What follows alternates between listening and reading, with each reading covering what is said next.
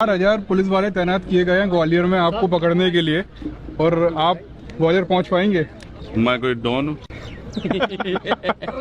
माहौल तो ऐसा ही बना है, रात को बच्चों के स्कूल बंद करा दिए गए। मैं कोई माफिया?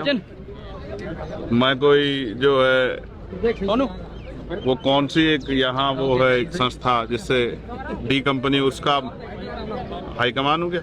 नहीं, मैं एक सामाजिक कार्यकर्ता हूँ और कमजोर शोषित मजलूम की आवाज उठाने के लिए जाता हूँ। आजादी संघर्ष 25 तारीख को जो हुआ, आजादी संघर्ष करो। तो मैंने आपने प्रदेश ने देश ने हर व्यक्ति ने देखा,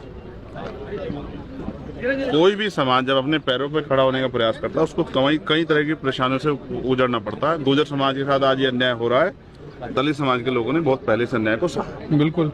जब वो अपनी ताकत बनाने के लिए एकजुट होने के लिए निकले, उनके साथ तमाम तरह के जुल्म हुए, झंडा लगाने पे भी उनके साथ मारपीट हुई। ये विद्रोह क्रांति पैदा करता है और क्रांति से परिवर्तन होता है। आज जो हालात हैं उस हालातों पे हमें गौर करना चाहिए कि इतनी बड़ी घटना कैसे घटी, इतने लोग जेल क्यों गए, और जिस तरह से मीडिया में छपा, मुझे सबसे तकलीफ दे हुआ। मैं जानता हूं कि पुलिस सरकार के सारे पे गलत कर सकती है, लेकिन दिसंबर को मास्टरमाइंड बना देना, उसके ऊपर ये आरोप लगा देना कि फंडिंग हुई है। अगर आप कोई आरोप लगा रहे तो उसको साबित भी करो, और अगर आप साबित नहीं कर सकते तो किसी के इशारे पे अगर आप ये करोगे तो फिर मैं आपसे कहना चाहता हूँ कि ये आप अपनी ड्यूटी के साथ भी धोखा कर रहे हो। तो मैंने आज वही बातें रखी, मकरन, दिसंबर, एक हमारे प्रत्याशी जो दिमनी में, मुझे दिमनी इसलिए याद हुआ कि वहाँ से एक कैबिनेट मिनिस्टर लड़ने सेंटर के, और हमारे जो प्रत्याशी थे वहाँ से अनिल गुजर जो पार्षद थे, वो आए भी नहीं, उस दिन तबियत खराब गए, उन पर झूठा मुकदमा लगा, उनको जेल भेज दिया। रुपेश यादव को जेल भेज दिया। हमारी बहन है हर्षिता, उसका अपराध ये था कि उसने वो परमिशन के लिए एप्लीकेशन किया था, उसको थाने में ले जाके पीटा, उसने बकायदा बताया। ये न्याय है? इसको कह रहे हो कि इससे परिवर्तन हो जाएगा, इसको कह रहे हो कि ये कार्रवाई है।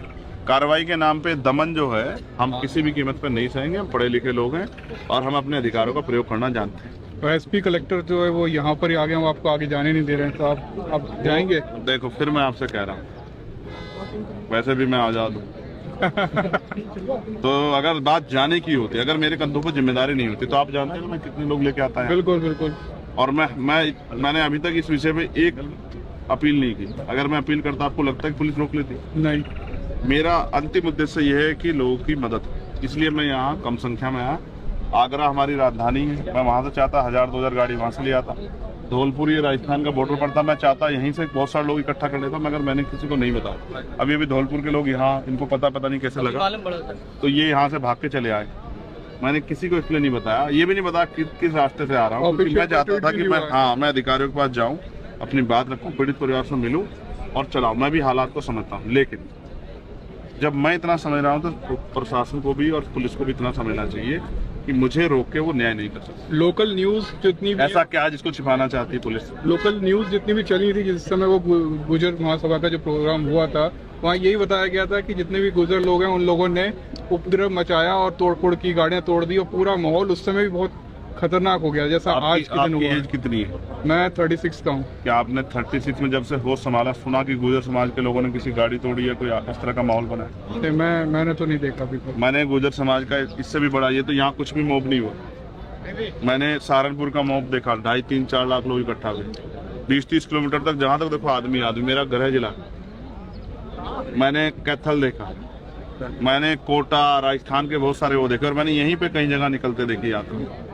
कोई भी समाज जो अपने पैरों पे खड़ा होना चाहता है वो इस तरह की कोई हरकत नहीं करेगा जिससे कि कोई उनके ऊपर कोई आरोप लग जाए, कुछ गलत हुआ। कहीं कोई ऐसी कड़ी जुड़ती है जिस कड़ी ने सब चीजें खराब की। अगर पुलिस ने उचित व्यवस्था की होती शायद ऐसा नहीं होता। और मैं फिर भी कह रहा हूँ, जो दोषी उस पर कार्रवाई करो, लेकिन निर्दोष पे कार्रवाई करोगे तो ये तो न्याय अनुचित है। उसके साथ साथ ये समाज में आक्रोश पैदा करता है। क्या हम कमजोर है?